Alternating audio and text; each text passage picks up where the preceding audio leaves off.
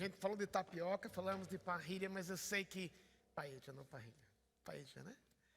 Mas eu sei que o maior marco que nós vamos ter nessa conferência realmente é Deus falando ao nosso coração, ao meu, ao seu, para aprendermos a adorar a Deus. E adoração tem a ver com exaltação a Deus, com gratidão. Nós vamos exaltar aqui agora a Deus por crianças que Ele deu para algumas famílias da igreja. Quero convidar então o Mateus para vir aqui, a Ana, a Manuela, trazido pelos seus pais. É o tempo de dedicação que fazemos isso cada vez, cada mês, que os pais assumem publicamente um compromisso de educar os seus filhos no caminho do Senhor. E estão fazendo isso também porque entendem que os filhos pertencem a Deus. Então, é um tempo da igreja ver, e nós estamos orgulhosos disso, porque também é um tempo de exaltar a Deus com os nossos filhos. Pode vir um pouquinho mais para cá. A Manuela tão bonita. O Mateus também com olhos verdes. E a Aninha toda cor. Mais pra cá, mais pra cá.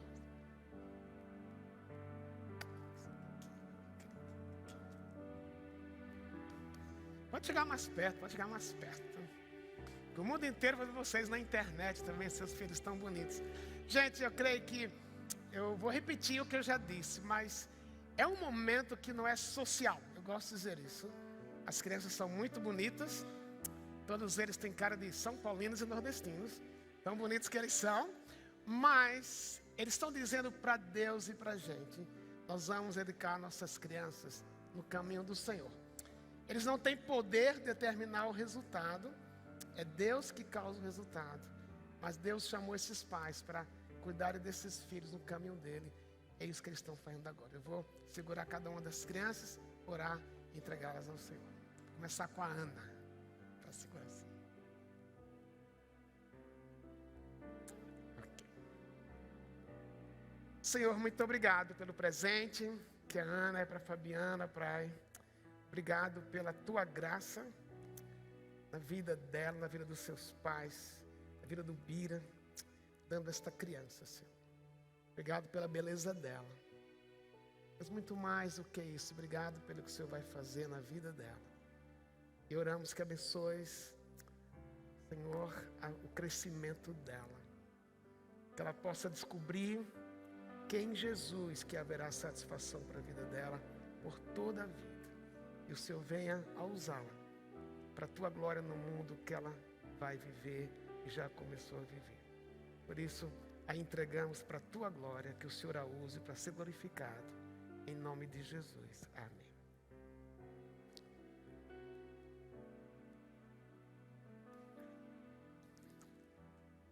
Deus. Que açúcar aqui.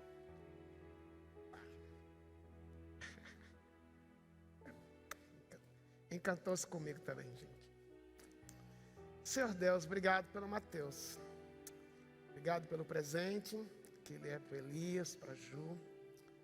Obrigado pela tua mão na vida deles. Mas também obrigado porque entenderam que o Mateus te pertence. E que estão assumindo esse compromisso de educar o Mateus nos teus caminhos. Capacita-o, Senhor.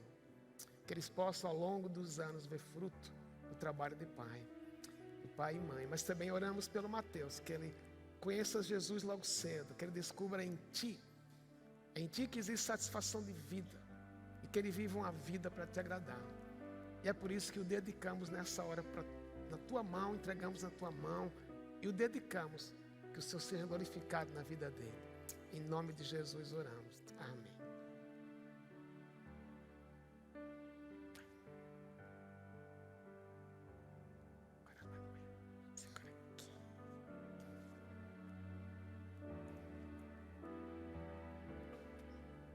A Manuela também participa até dos ensaios do coral e orquestra com os pais.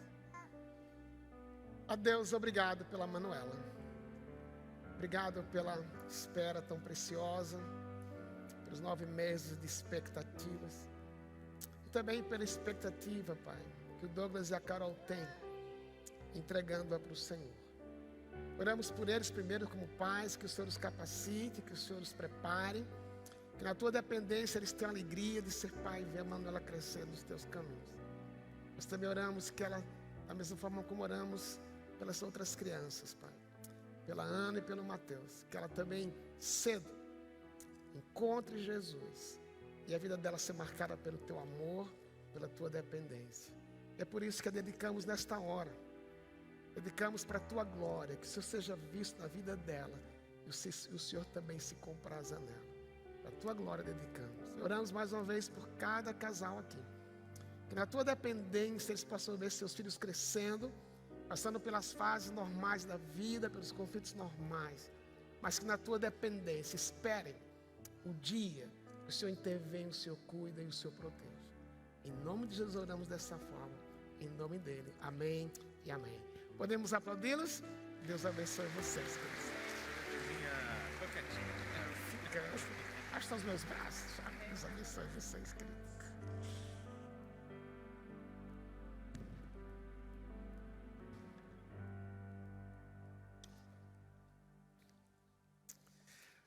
Esse é o momento também que nós vamos exaltar Deus com aquilo que vai no nosso coração.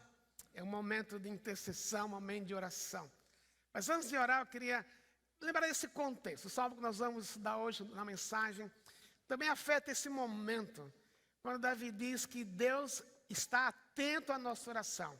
E eu me encantei quando estava estudando esse trecho, porque a ideia do verbo que Davi usa aqui, quando ele fala que Deus é atento, a figura é realmente como se Deus se curvasse, Deus esticasse aqui os ouvidos dele, como às vezes a gente faz quando os filhos chegam perto da gente, querem falar, ou falam baixinho, e a gente se curva, a gente faz assim no ouvido, né?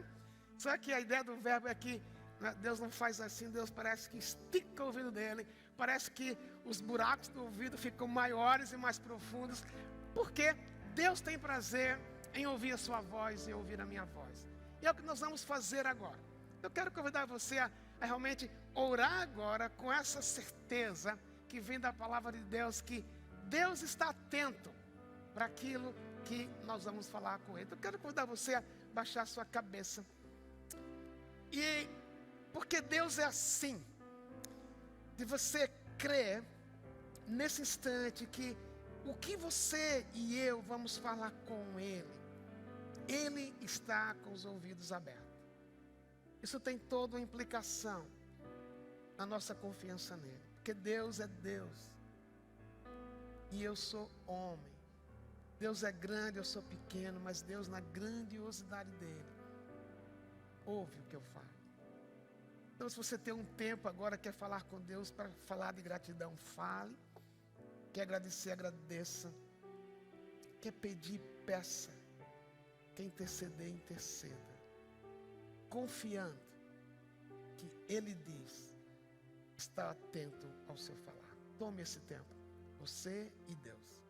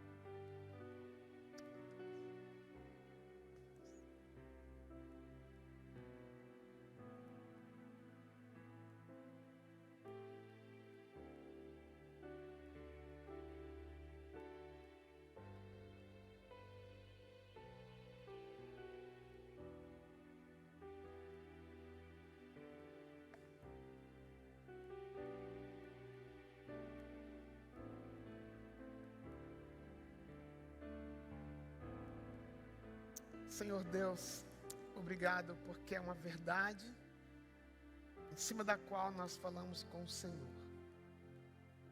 Às vezes falamos simplesmente porque está escrito. Mas eu creio também, às vezes falamos com todo entusiasmo, com toda alegria. E obrigado porque, embora no nosso interior haja uma variação muitas vezes de sentimentos, mas o Senhor não nos trata na base do que a gente sente. Eu imagino que há momentos em que a gente até duvida se o que a gente está falando com o Senhor vai ouvir. Mas obrigado porque não depende de mim, não depende de nós, depende simplesmente do Senhor. E o Senhor disse está atento. Obrigado porque o Senhor viu a cada um de nós. É tão estranho, Senhor. Às vezes, difícil de acreditar que aqui nesse salão tantos falaram contigo e o Senhor viu a cada um. É pela fé que nós entendemos que é assim. E é porque é assim que nós confiamos que vai chegar o dia da gente agradecer a resposta que o Senhor trouxer. Também, Pai, queremos trazer para o Senhor alguns nomes. E agora, como igreja, eu queria também que nós orássemos, silenciosamente onde estamos, mas lembrássemos desses nomes, dessas pessoas amadas aqui entre nós, que estão em dias difíceis. Ana Carolina Ferreira, Aninha Ranieri, o Arnaldo e a Vanessa. Interceda por eles. Talvez você não os conheça, mas Deus conhece.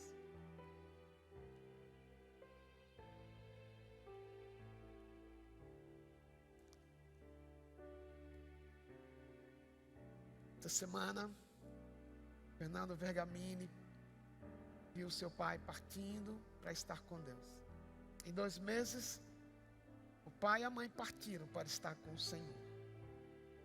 O conforto de saber onde eles estão é grande, mas a falta dói.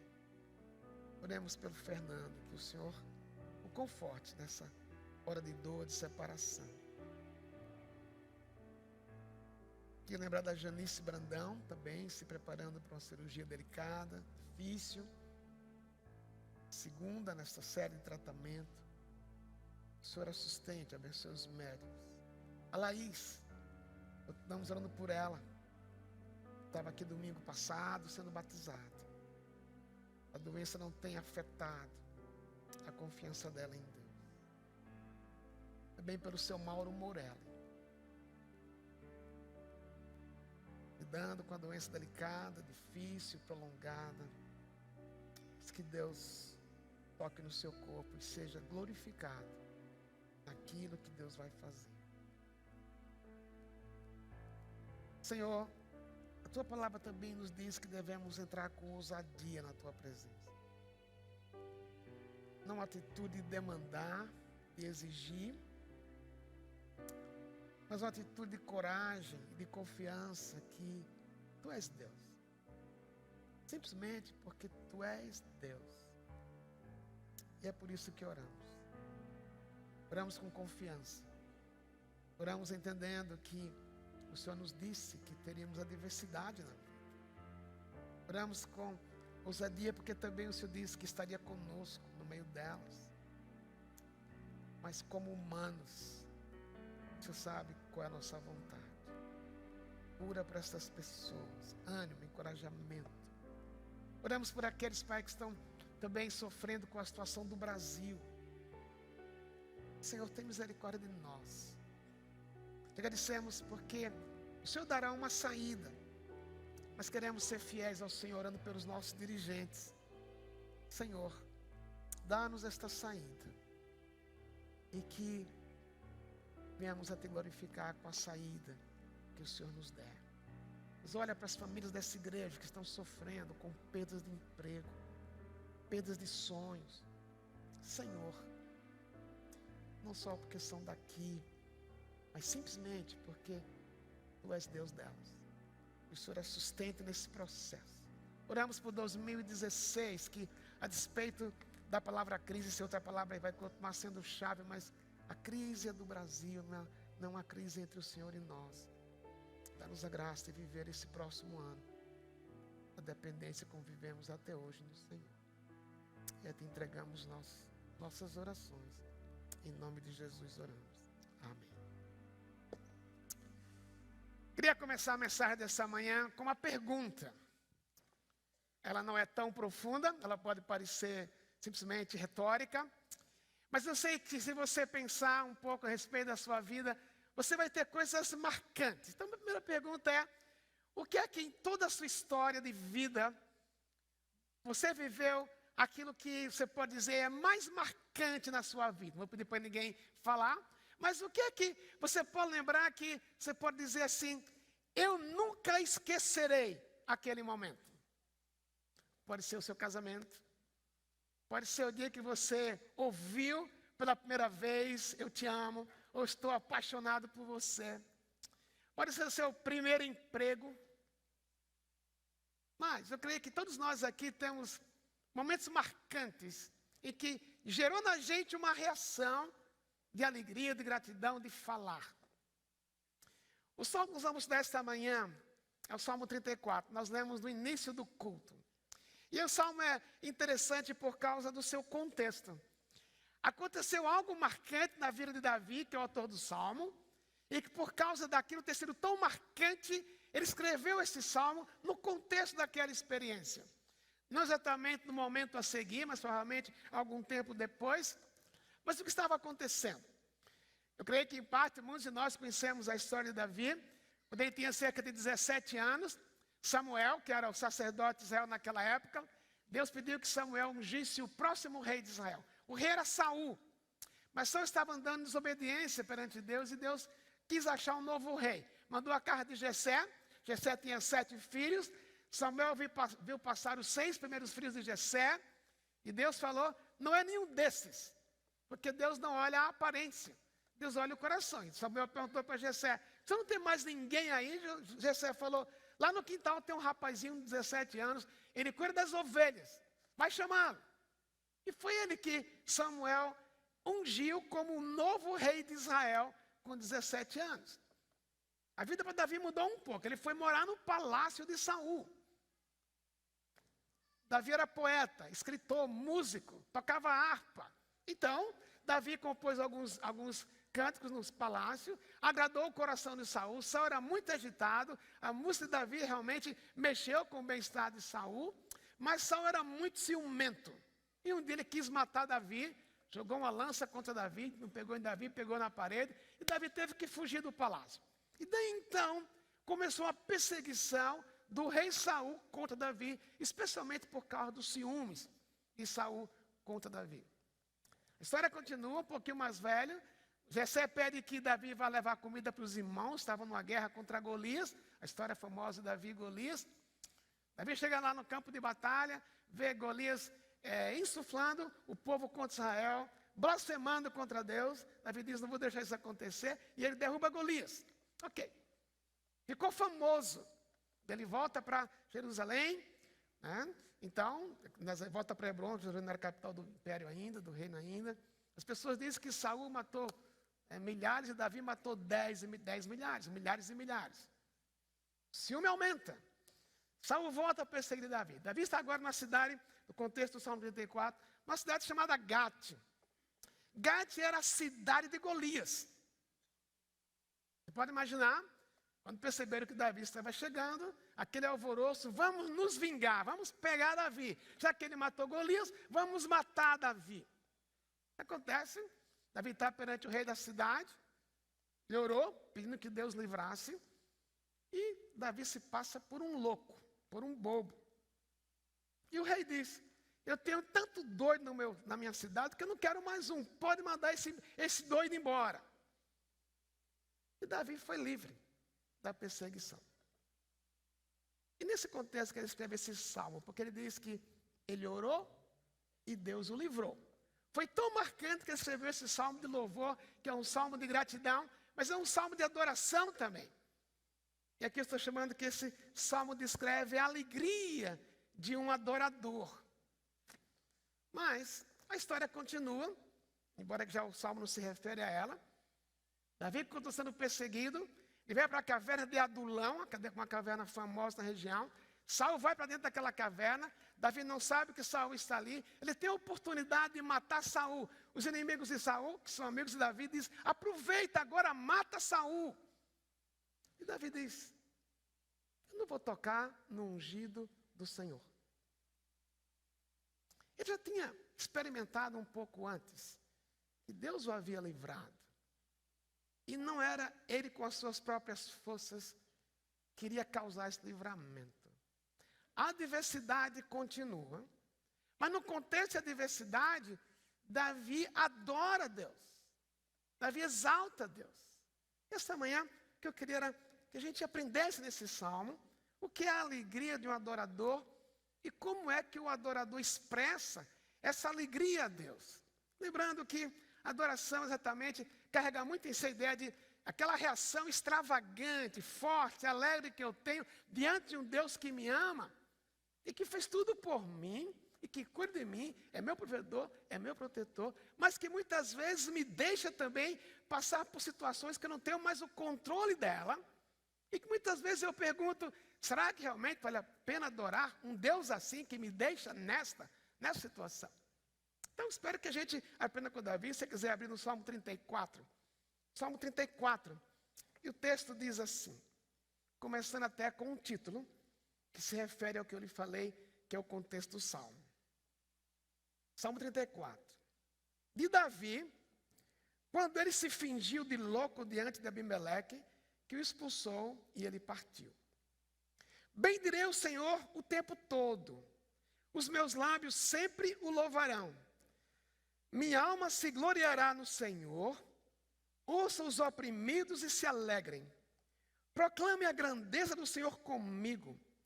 Juntos exaltemos o seu nome. Busquei o Senhor e ele me respondeu. Livrou-me de todos os meus temores.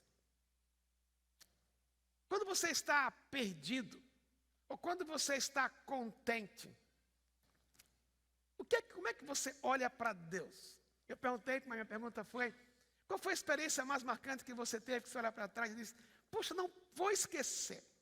Davi teve outras experiências marcantes, essa não foi a única. Mas ele aproveita essa hora marcante e escreve o que ele diz. Um texto de adoração. Nós estamos, essa semana, falando sobre adoração. Temos a conferência no fim de semana. Mas a adoração tem muito a ver com esta reação que eu tenho diante de Deus, uma reação de obediência. É aquela reação extravagante de amor e obediência a Deus, pelo que Deus é e pelo que Ele faz. E se a única coisa que Deus tivesse feito na minha vida e na sua vida, fosse simplesmente ter mandado Jesus morrer em meu lugar e no seu lugar, e nunca mais tivesse feito nada por mim e por você, embora que Ele continue fazendo, a minha adoração teria lugar. Simplesmente porque Ele me amou através de Jesus. Mas, de acordo com o texto, a primeira coisa que a gente aprende, como Davi reage, ele expressa a alegria de um adorador, é que ele entende que a adoração é algo intencional. Não é algo que eu sinto, que eu começo sentindo. Ele diz, bendirei o Senhor. E o verbo carrega uma ideia muito forte que é uma decisão primeiramente racional, intelectual. Uma reação que tem a ver com conhecimento. Não é que Deus começou agora a se revelar a ele. Já por um certo tempo Davi havia experimentado quem Deus é. E à luz do que Deus é, à luz do conhecimento de Deus, o que Deus é e Deus faz, Davi toma uma decisão. Ele resolve, ele põe na sua cabeça, ele age em direção a um caminho, quer dizer, eu vou exaltar Deus com as minhas palavras. Quando você estava namorando, ninguém aqui namorou mais que uma pessoa, eu creio, né? Namorou e casou, não é isso? Mas talvez você passou por um momento em que você estava há 3 anos, 4 anos namorando a mesma garota. Aí começa aquele zum, né? E daí? Quando é? Aí os pais dão uma indireta. Vou ajudar você a comprar um apartamento. E você fica enrolando. Mas um dia ela pega você pelo colarinho e diz, e daí? E aí, por amor, você talvez não tivesse resolvido isso antes por medo, insegurança. Mas então, porque você pergunta, eu amo esta garota, eu amo esse garoto? Você toma uma decisão. E diz, custe o que custar. Já conheço por certo tempo, é com ele que eu quero gastar o resto da minha vida. Então você decide. É por amor, mas foi uma decisão.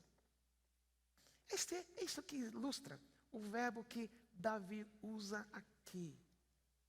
A minha adoração não tem a ver com o que eu sinto, porque tem dias que você está alegre, feliz, tem dia que você está triste, desanimado, mas a minha adoração, a minha obediência a Deus, a minha expressão de louvor não depende muito do que eu sinto, mas simplesmente pensando o que é que Deus é. Daqui a pouco nós vamos parar um pouquinho para o exercício, mas Davi usa cerca de 11 ou 12 adjetivos que descrevem o que Deus é para ele. E porque ele conhece, ele adora. E porque ele conhece, ele obedece. Mas tudo começou com a resolução, com a intencionalidade. Eu vou andar nessa direção. E porque Deus é o que Deus é, eu vou falar bem dele.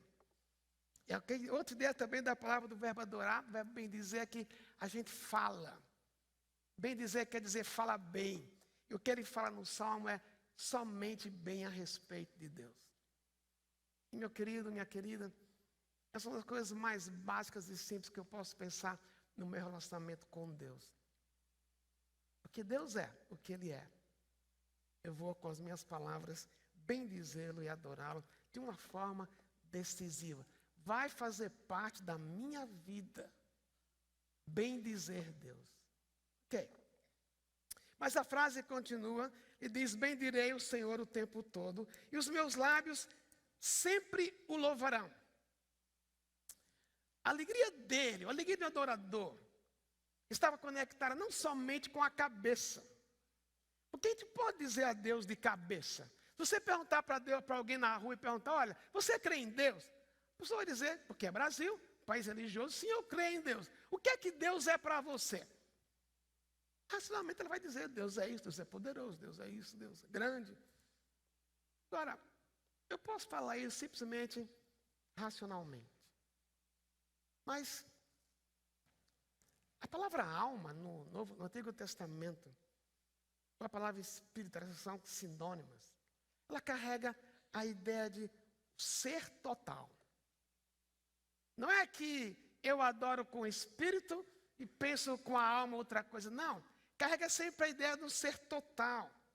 E daí, a ideia que é essa, é que quando eu adoro a Deus, eu não estou apenas pensando racionalmente, friamente, mas há algo dentro de mim que me faz louvá-lo, que me faz falar bem dele. Ele diz então que é o tempo todo, e nos meus lábios, o louvor a Deus estará sempre.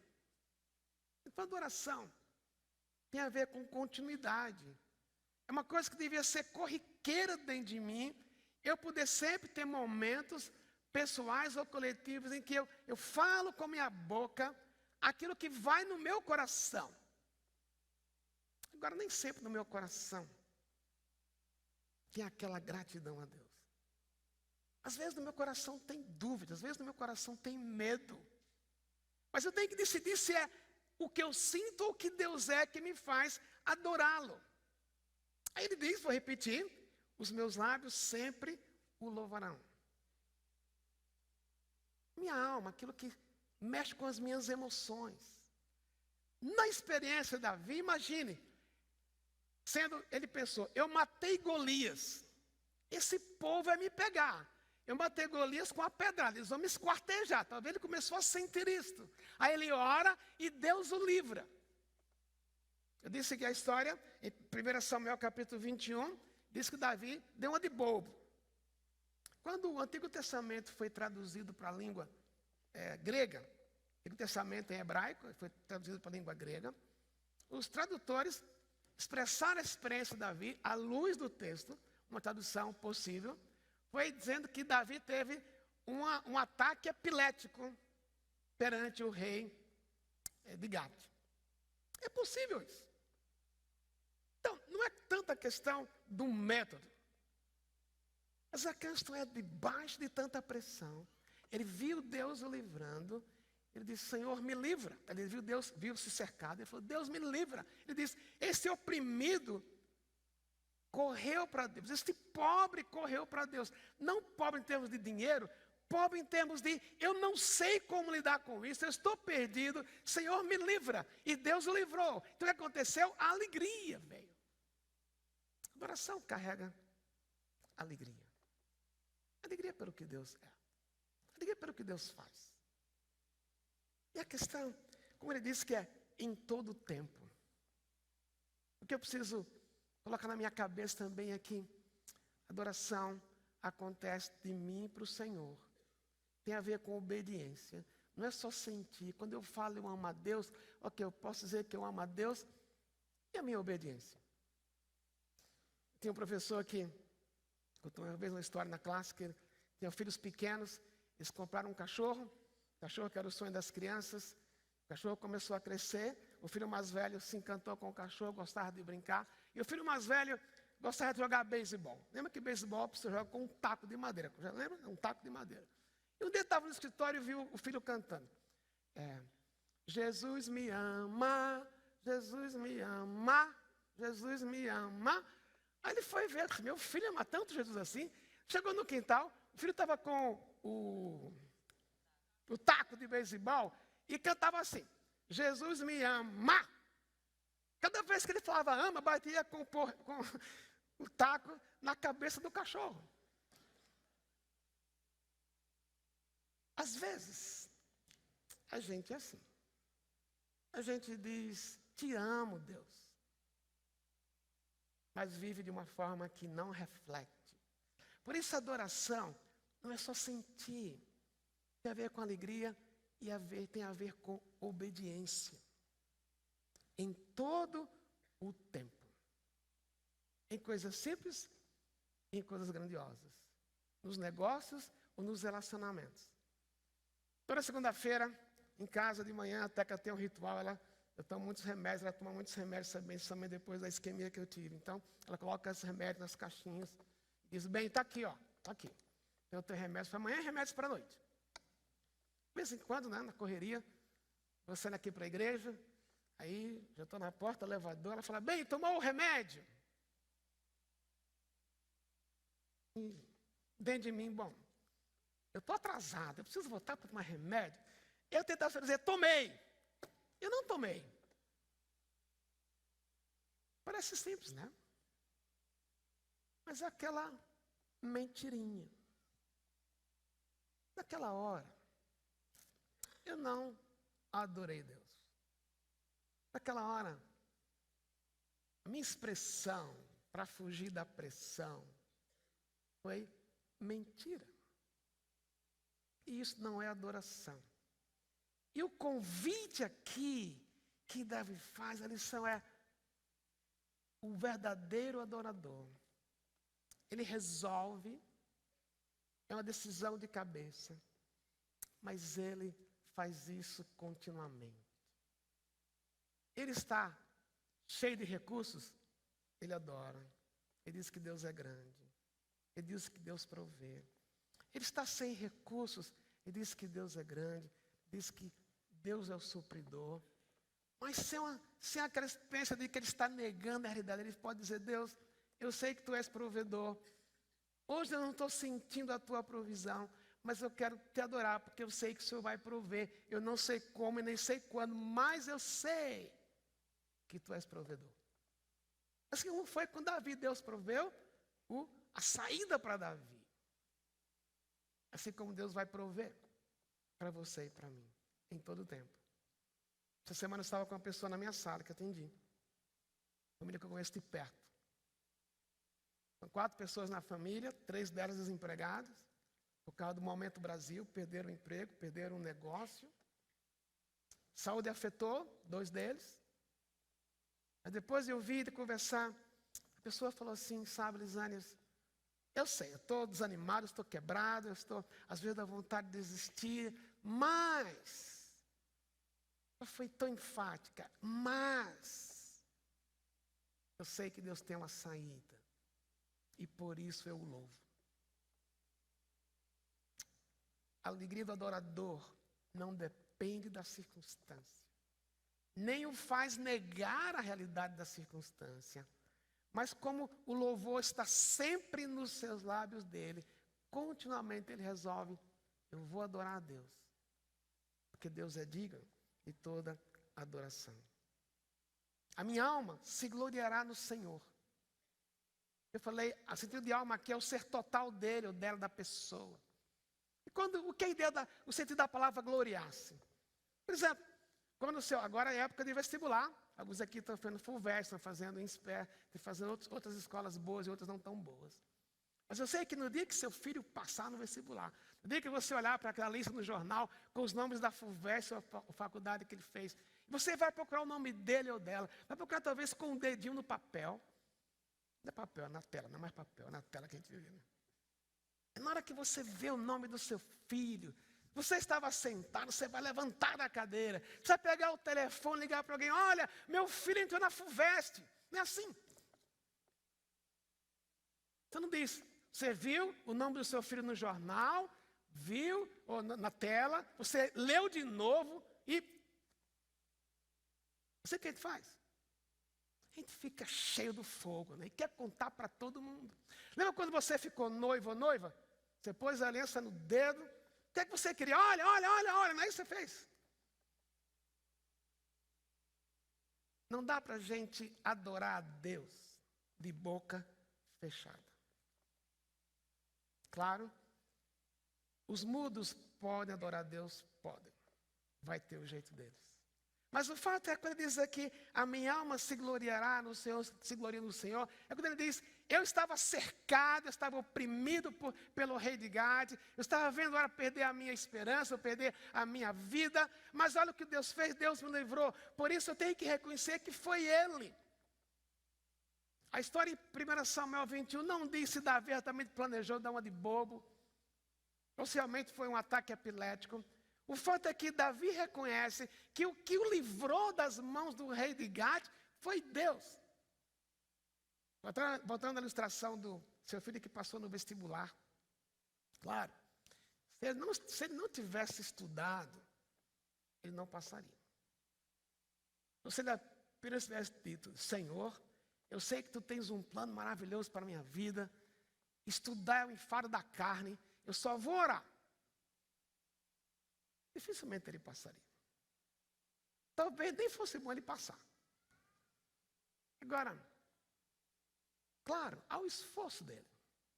Ele pode dizer, pai, obrigado pelo cursinho que o Senhor pagou para mim. Você dizer, filho, realmente eu vi as noites que você ficou em claro. As noites que você não saiu de casa, parabéns. Claro, há um lado do esforço humano. Mas em última análise, o controle é de Deus. É isso que Davi diz. Não fui eu. Não foi que causei a minha liberdade, a minha libertação do rei de Gade. Foi Deus. Por isso a minha alegria está nele. Ganhei o que eu tinha esperado ganhar, mas foi Deus quem me deu. Perdi o que eu não podia perder. Mas, em última análise, eu sei que Deus está atrás disso. Não é que eu vou dizer, Deus, glórias te dou porque eu perdi, não é isto. Mas é poder dizer, Deus, eu sei que o Senhor está neste contexto. E eu te agradeço. Lembra? A adoração começa com a decisão. Eu vou adorar a Deus em qualquer circunstância. Quando eu ganho e quando eu perco. Quando eu perco, eu vou dizer, Deus, doeu, Deus. Mas eu sei que o Senhor está cuidando de mim. Davi estava na preparação para ser rei. Davi estava no caminho de ser treinado por Deus para dirigir o povo de Israel. Se Davi não soubesse lidar com perdas, com circunstâncias adversas, ele não poderia dirigir bem o reino. Deus estava colocando na escola da vida. Tem coisas que você e eu não estamos prontos ainda. E Deus nos deixa na escola da vida aprender duras lições, que a gente não aprenderia no livro, nem numa escola acadêmica, mas simplesmente na relação entre ele e a gente, entre ele e a nossa vida. Por isso, a razão da minha satisfação está em Deus. Mas, versículo 3, ele diz algumas coisas mais práticas para nós. Proclame a grandeza do Senhor comigo. Aqui é um convite, mas ao mesmo tempo, o verbo está numa forma imperativa. Tem uma peculiaridade na língua que Davi usou para escrever esse texto, em que esse é um convite em que impõe e que cria uma relação entre o que é imposto e aquele que vai impor. Quem impõe aqui é Deus. É como se eu dissesse, me adore individualmente. Eu quero ouvir de você, da sua boca, aquilo que eu sou para você. Não que Deus é um Deus carente, não que Deus precise ouvir de você ou de mim aquilo que Ele é. Deus não precisa disso, mas Deus também é para ser adorado. E eu adoro a Deus falando inicialmente, pessoalmente, aquilo que Ele é entre eu e Ele. Por que isso devia ser assim? Porque na medida que eu falo para Deus o que Deus é, e eu experimento na minha própria vida aquilo que Deus é, dentro de mim vai sendo formado, por causa do Espírito que habita em mim, aquilo que Deus quer que eu seja. Em última análise, Deus escolheu você, segundo Romanos 8, 28, 29, para ser conforme a imagem de Cristo. Em outras palavras, Deus quer que você seja parecido com o Filho dele. E como é que eu vou ser parecido com o Filho dele se eu não convivo com ele? E aqui a ideia de adoração, pessoal, tem a ver com intimidade. Davi disse que Deus se inclinava para ouvi-lo. Ele faz um convite em forma imperativa. Adore a Deus individualmente. Mas como é que a gente adora? A gente adora falando com Deus. Quando você casou, você poderia ter feito um trato. Estou pensando mais na gente como homem, que a gente não fala muitas vezes das emoções. Mas para que eu tivesse feito um trato com a Teca. Teca, que gastei 1 ano e meio para te conquistar. Você foi muito dura no começo, depois você arrastou os meus pés, né? Mas agora, eu vou te falar uma coisa. Eu dei provas suficientes que eu te amo.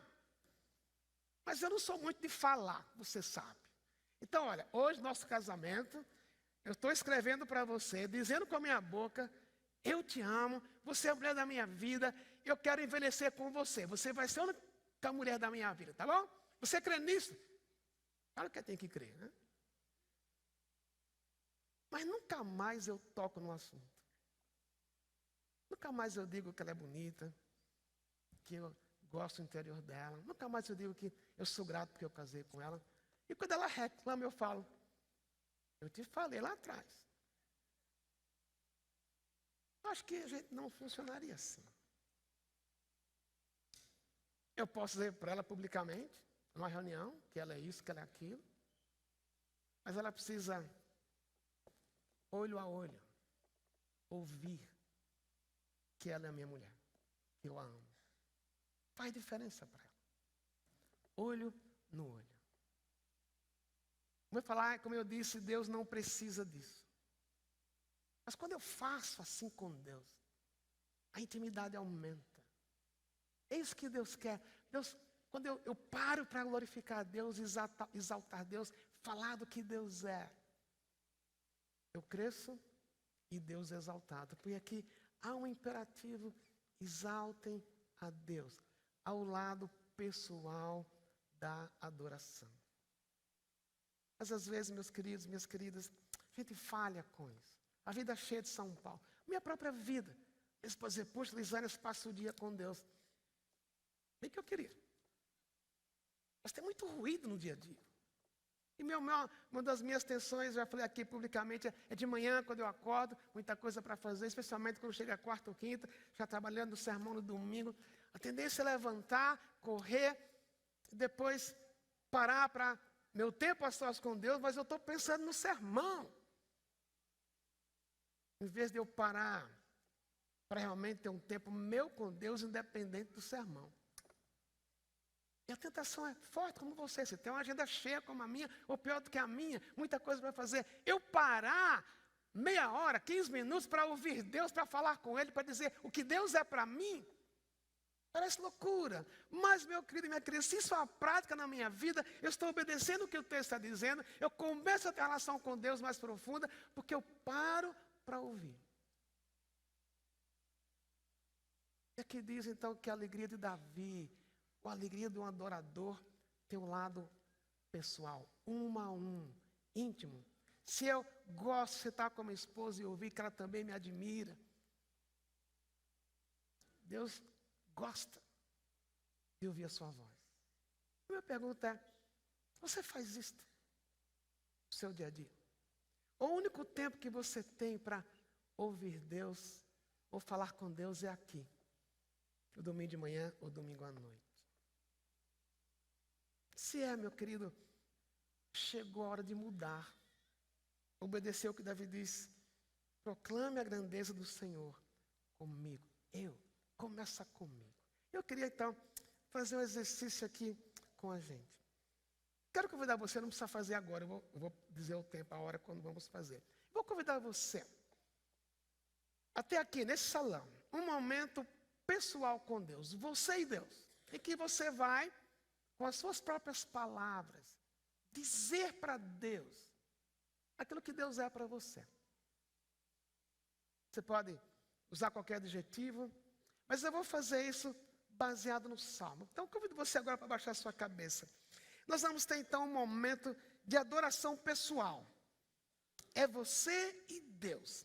Eu vou ler alguns textos aqui do Salmo 34. E à luz do que eu disse, do que eu ler, pense na sua vida. Como você diria a Deus? Exaltaria a Deus com as suas palavras. À luz do que eu vou ler. O Salmo 34, versículo 4 diz: busquei o Senhor e Ele me respondeu. Deus já ouviu alguma oração sua? Diga a Deus muito obrigado, exalte-o, porque Ele responde. Talvez Ele não respondeu como você gostaria, mas Ele responde. Exalte-o pela resposta. Versículo 6 diz 7. O anjo do Senhor é sentinela ao redor daqueles que o temem e os livra. Deus é protetor. Você imaginou quantos desastres e quantos sequestros, relâmpagos Deus já te protegeu? Você nem sabe. Quantas doenças. Talvez você diga: Deus, mas eu estou doente. Estou com uma doença incurável. Parece que o Senhor não cumpriu essa verdade na minha vida. Há coisas que a gente não entende. Mas Jesus pediu para Deus passar dele o cálice da crucificação. E Deus não respondeu. Mas depois da morte, Jesus ressurgiu e foi exaltado. Na hora, não veio a resposta como Jesus queria. Mas depois, a vida dele foi satisfeita. Talvez aquilo que você acha que Deus deixou acontecer na sua vida não faz sentido hoje. Mas porque está escrito, exalte-o pelo que Ele vai fazer através da dificuldade que você está passando.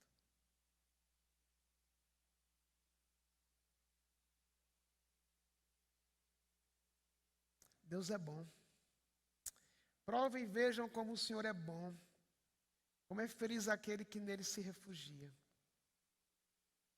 Está no meio de uma adversidade. Pode ser. Tem a ver com o momento do Brasil, pode ser um momento familiar. Mas o texto diz que quando a gente se refugia no Senhor, a gente descobre a bondade dele. Exalte-o porque ele é bom. Talvez a sua experiência com Deus não seja toda ela só de coisas boas. Mas em vez de avaliar pelo que sente, avalie pela verdade. Deus é bom. É aquilo que hoje parece ruim para mim. Deus vai transformar no tempo dele. Deus é provedor. Os leões podem passar necessidade e fome, mas os que buscam o Senhor de nada têm falta. Talvez seu dinheiro está curto. Talvez sua geladeira está vazia. E essa verdade cria confusão.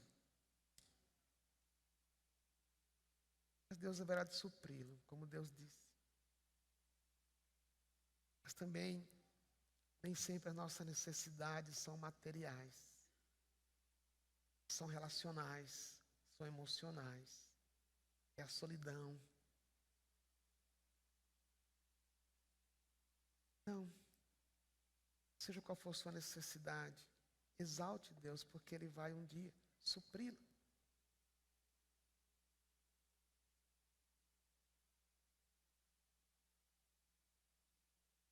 Deus ouve. O Senhor está perto dos que têm o coração quebrantado e salva os de espírito abatido. Já se sentiu desolado, sem esperança, sonhos despedaçados, sem vontade de olhar para o futuro, com expectativas. Mas aqui é uma promessa. Deus se volta. Deus está perto. Os que têm coração abatido. Você pode estar abatido hoje nesse salão. Está sem esperança por amanhã. Mas Davi estava ali, debaixo do rei de Gate, pensando, como eu vou sair dessa? Até talvez questionando, Deus, eu matei Golias por causa do teu nome. E olha onde o Senhor me deixou. Talvez seus questionamentos sejam estes. Por que o Senhor deixou acontecer isso na minha vida? O texto diz que Deus está próximo. Os que têm um coração quebrantado. Coração quebrantado é aquele coração que diz, Senhor, eu não tenho mais força. Perdi a força. E aí Deus renova. Tudo começa quando eu resolvo adorá-lo, ser obediente a Ele. Talvez você pode usar outros adjetivos a respeito de Deus, mas é tão especial quando a gente para e obedece e diz, Deus, Tu és grande para mim. Tu és poderoso. Eu quero experimentar mais disso na minha própria vida. Amém. E agora a última parte do texto. Ele diz, proclame a grandeza do Senhor comigo e juntos exaltemos o seu nome. Ao lado individual, a alegria do adorador está em expressar a Deus a exaltação dele individualmente. Mas ele diz também, faça isso comigo de uma forma junta, coletivamente, como estamos fazendo aqui. E quando eu posso perguntar para você, o que é que você veio fazer hoje aqui? Você pode dizer, bom, eu vim à igreja, eu vim dar a minha oferta, eu vim encontrar os meus amigos, ou eu vim porque eu tenho que vir, porque se eu não vier, Deus não vai me abençoar amanhã. Talvez você tenha várias respostas. Mas a resposta, eu diria, mais verdadeira, é se você pensasse assim, eu vou à igreja encontrar com os meus irmãos que seguem a Jesus e eu vou ali para exaltá-lo. Existe o lado da adoração coletiva que estamos fazendo aqui. Mas, meus queridos, nós podemos ter uma atitude um pouco diferente daquela que Davi está dizendo. Eu posso chegar aqui, não estou falando que é o seu caso, mas você pode chegar aqui, cruzar os braços e olhar para quem está aqui na frente, a banda, a orquestra, o coral, o pregador, e dizer, eu quero ver como você vai me mover hoje. Eu quero ver se você vai me fazer sentir alguma coisa hoje. Então você chega aqui, eu posso chegar aqui para adorar a Deus, mas com atitude consumista. Eu vou ver o que eles podem me dar. E algumas vezes, algumas igrejas também vão nessa. Então, quem está aqui na frente, seja o pastor, o pregador, ou quem está cantando, quer fazer você sentir. Então as músicas são voltadas para as emoções. Então aquelas orações longas, quem está orando chora, faz você chorar. Aquelas músicas se repetem, e a pregação é de prosperidade, riqueza e saúde, porque é o que você quer ouvir. Então você sente. Diz, puxa, o culto hoje foi fantástico. Fantástico por quê? Porque você sentiu. Nós podemos cair no outro lado também. Você pode ir para uma igreja em que a preocupação de quem está na frente é fazer você, naturalmente, não está errado, é entender a Bíblia. Então a pessoa explica o texto nos mais importantes detalhes, ou menos importantes detalhes, explica o grego, explica o hebraico, explica a retórica, explica a forma literária, e as pessoas aí na cadeira se sentem, elas começam a perceber que são experts em detectar erros doutrinários. Então quem sabe aqui, esse cara não pregou bem, olha o que ele falou. Não ficou tão claro. De acordo com o texto, não é isso aqui. Então, muito apelo à cabeça. No primeiro exemplo, existe superficialidade, existe apenas sentimento. No segundo exemplo, existe apenas cabeça, não existe coração. Mas pessoas gostam assim. Então você entra no salão esperando o que você vai receber. E o culto é alegre, o culto é significativo pelo que você sentiu e pelo que você ouviu. Mas na realidade, a adoração é totalmente ao contrário disso. Você entrou aqui, ou eu entrei aqui para oferecer a Deus, para dar a Deus. E daí, se essa é a minha atitude, eu vim para dar a Deus. O que acontece aqui, claro, eu não vou colocar aqui pessoas que não sabem cantar. Às vezes eu tenho vontade de fazer um solo, mas sei que todo mundo iria embora. Por mais espiritual que você fosse, né? Então, não vou pôr aqui, eu não vou cantar aqui, nem vou colocar aqui ninguém que toca sem saber tocar, porque afinal é para Deus. Não, nós queremos aqui, quem está aqui em cima, quer oferecer para Deus um culto com excelência, com piedade, mas a sua adoração, e eu quando estou aí, não depende do que está aqui. Eu confesso que eu estou ali sentado nessa primeira cadeira muitas vezes, e estou aqui dizendo, Deus, eu vim te adorar, mas eu passo por uns ruídos também. Às vezes olho o chão, não está bem limpo, às vezes a luz não está bem colocada, às vezes a letra que não entrou, e fica ali, começa a ficar irritado. Não estou adorando. E parece que eu vim aqui, eu quero que aqui se mostre um espetáculo. Não é adoração. Porque a adoração começa, meu querido, minha querida, quando eu saio daqui, depois desse culto. Eu vou para casa. Deus, obrigado pelo que eu vi, e aquilo que eu vi, capacita-me para obedecer. Para quando eu voltar domingo que vem, eu vir aqui para te exaltar. Na hora que vamos cantar, eu cantar porque é para o Senhor que eu estou cantando. Não depende de quem está dirigindo. Pode ser que o diretor da música, o dirigente aqui, até cante, eu dirijo com a mão no bolso, mas o importante não é ele. O importante é eu oferecer ao Senhor, quando eu estou cantando, algo que vem do meu coração. Quando a gente for orar, eu quero me engajar na oração. Se quem está orando, falando muito rápido. Se quando eu for orar, o orador vai dizer, Deus de Abraão, Deus de Isaac, Deus de Jacó, isso é o menos importante. O que eu queria era me engajar na oração. Oferecer para o Senhor, junto com os meus irmãos, uma oração que te exalta. Isso é adorar coletivamente. É quando você entra aqui. E não somente de lá para cá, Deus não está aqui, né? Deus está entre nós.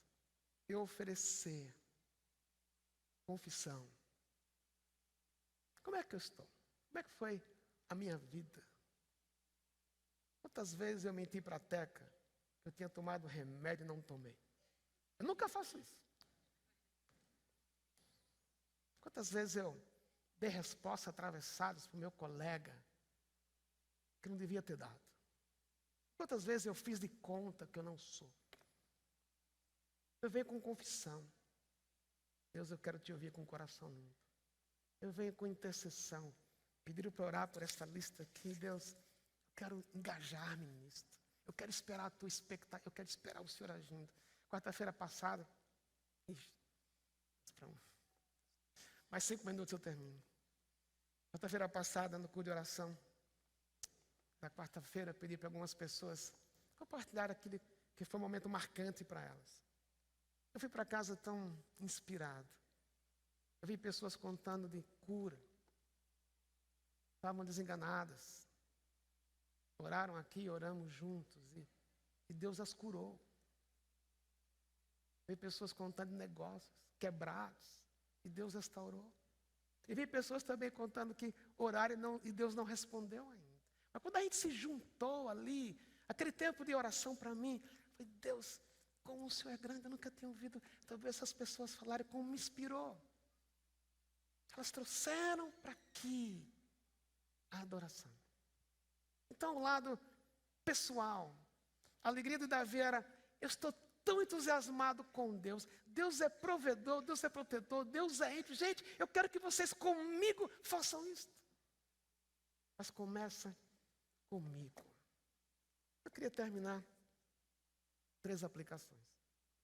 A primeira delas era desafiar você, encorajar você, ou pedir para você. Ponha na sua agenda um tempo diário com Deus, para você falar para Deus o que Deus é. Talvez você não seja tão inspirado. Às vezes eu tenho vontade, no meu tempo de oração, de escrever alguma coisa, mas eu não sou como Davi, eu sou frio, eu sou seco. Vou dizer, Deus, obrigado, Senhor. Essa semana eu parei nesse salmo tantas vezes, falei, Deus, vou repetir o que está aqui. O Senhor para mim é provedor, o Senhor é íntimo comigo, o Senhor me protege, o Senhor é digno da oração. Isso que eu usei um salmo. Mas eu preciso pôr na minha agenda, numa cidade como essa louca, um tempo a sós com Deus. Para que Deus, olho no olho, ou boca a boca, Deus tem o prazer de ouvir a minha voz. E se você não começar a fazer isso hoje, quarta-feira vai esquecer. Quarta-feira tem a final da Copa do Brasil, né? Então você vai esquecer. Pode orar pelo seu time, hein? Mas muito mais do que isso é Deus, meu tempo com o Senhor. Eu quero parar para te ouvir. A segunda aplicação é: adoração tem a ver com conhecimento. Davi disse o que ele disse porque ele conhecia a Deus. Então como é que eu vou conhecer a Deus? Se eu ficar só aqui no sentimento, minha experiência com Deus é superficial. Eu preciso parar para ler. Preciso parar para estudar. Não somente ouvir o sermão no domingo, mas durante a semana. Aqui temos cursos que acontecem o ano inteiro, cursos bíblicos. Eu preciso investir na minha vida com Deus. Você investe na sua vida profissional, você faz pós-graduação, você faz curso de educação continuada, faz curso à distância. Quantas vezes eu paro para estudar a palavra de Deus? E a última aplicação. Sexta-feira, conferência de adoração. Eu creio que pode ser um marco na minha vida e na vida desta igreja. O que vai acontecer nesse fim de semana. O poder não está nos preletores, o poder não está na arte, o poder está em Deus. Se eu vier com esse desejo, Deus, me fale. Eu quero aprender a ser um adorador. Porque é o que de melhor eu posso dar para o Senhor, não só em sentimento, mas em obediência.